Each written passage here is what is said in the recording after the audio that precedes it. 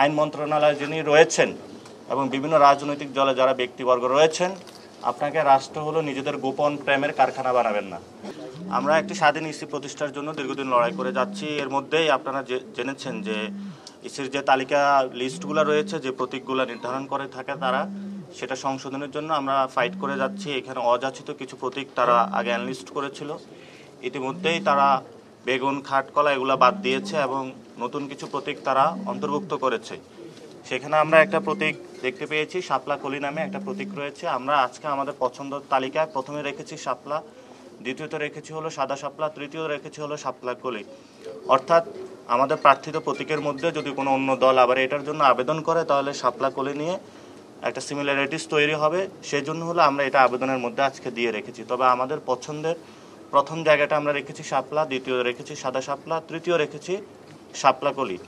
এবং নির্বাচন কমিশন হলো খুব ধীরগতিতে তারা চলাফেরা করছে। আমাদের অনেক আগে আমরা অ্যাপ্লাই করেছিলাম, এ পর্যন্ত এটা তারা কোনো সমাধান করতে পারে নাই।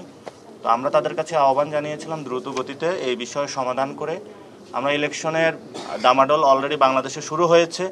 আমরা ইলেকশনের ফেজের মধ্যে যেতে চাই এবং ফেব্রুয়ারি ইলেকশনটা যাতে সুন্দরভাবে বাস্তবায়ন হয় আমরা অংশগ্রহণ করতে চাই। সেই জায়গাতে জাতীয় যে স্বার্থ রয়েছে, ওভারঅল রাজনীতির যে পরিস্থিতি রয়েছে দেশবাসীর মধ্যে, আমরা শাপলা কলি নিয়েও কিছু পজিটিভ সাড়া পেয়েছি এবং এটা শাপলায় ছিল, শাপলার চেয়ে আরও এক ধাপ এগিয়ে হলো শাপলা কলিও এসেছে, অর্থাৎ শাপলাও আছে কলিও আছে। তো সেই জায়গাতে নির্বাচন কমিশন আমরা যতটুকু চিন্তা করেছি তারা এক ধাপ একটু বেড়ে চিন্তা করে সেখানে কলি, শাপলা এবং কলি অন্তর্ভুক্তি করেছে।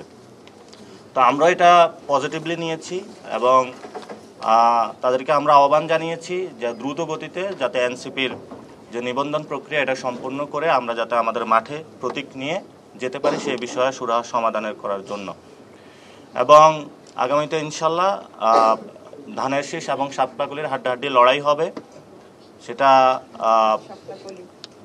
এবং সেখানে আপনারা দেখেছেন যে ধানের শীষ এবং কলি দুইটার মধ্যে ইনশাল্লাহ হাড্ডাহাড্ডি লড়াই হবে। এবং বাংলাদেশকে যে বহুদলীয় গণতন্ত্র থেকে বের করে, যেটা 72 সালে পরে হয়েছিল, বাকশাল কায়েম করা হয়েছিল, বর্তমানে বহুদলীয় গণতন্ত্রের বিপরীতে গিয়ে বাংলাদেশে একটি দল একদলীয় গণতন্ত্রের নামে একদলীয় শাসন ব্যবস্থা করার প্রচেষ্টা চালাচ্ছে।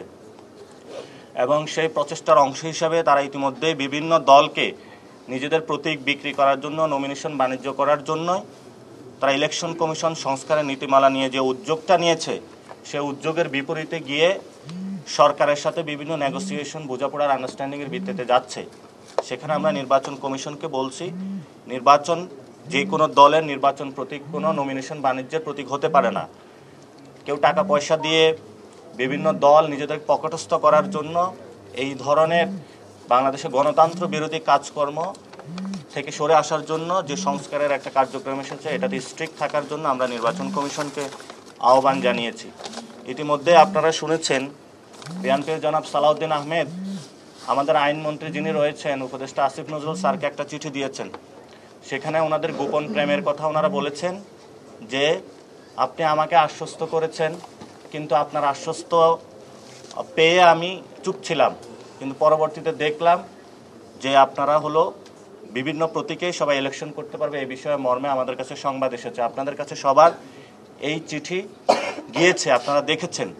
তা আমরা আইন মন্ত্রণালয়ে যিনি রয়েছেন এবং বিভিন্ন রাজনৈতিক দলে যারা ব্যক্তিবর্গ রয়েছেন, আপনাকে রাষ্ট্র হলো নিজেদের গোপন প্রেমের কারখানা বানাবেন না।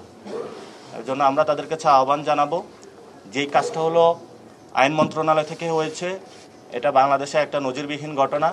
আমরা প্রধান উপদেষ্টাকে জানাবো যে আপনার উপদেষ্টা মণ্ডলী যারা রয়েছেন তারা যদি বিভিন্ন দলের সাথে এই ধরনের গোপন প্রেম করে থাকে, তাহলে বাংলাদেশের গণতন্ত্রের যে যাত্রা সেটা ব্যাহত হবে। গণতন্ত্রের যাত্রার দিকে আমরা আপনাদেরকে আহ্বান জানাবো সুসংহত ওয়েতে সামনে যাওয়ার জন্য।